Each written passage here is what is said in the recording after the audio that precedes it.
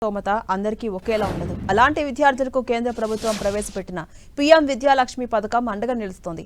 విద్యార్థుల ఆర్థిక కష్టాలు తీర్చాలి అన్న ఉద్దేశంతో కేంద్ర వికసిత భారత్ లక్ష్య సాధనలో భాగంగా ఈ పథకాన్ని అందుబాటులోకి తీసుకొచ్చారు.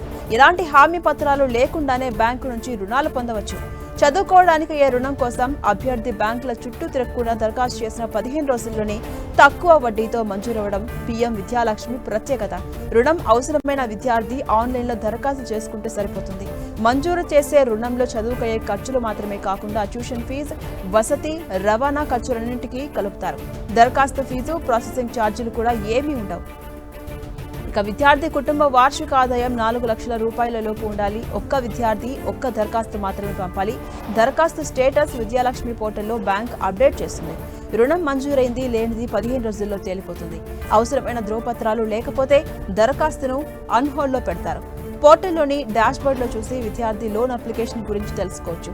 10వ తరగతి, ఇంటర్, డిగ్రీ, మెమోలు చివరిసారిగా చదివిన కోర్సుకు సంబంధించిన ఉత్తీర్ణత పత్రం, చేరబోయే కోర్సుకు సంబంధించిన అడ్మిషన్ పత్రాలు, ఆదాయ ధృవీకరణ పత్రం, రుణానికి దరఖాస్తు చేయడం కోసం ఏడాది ముందు చదివిన కోర్సు పాస్ అయి ఉండాలి. మార్కులు, పర్సంటేజ్తో అవసరం లేదు. విద్యార్థులు తమ అవసరం మేరకు దరఖాస్తు పెట్టుకోవచ్చు.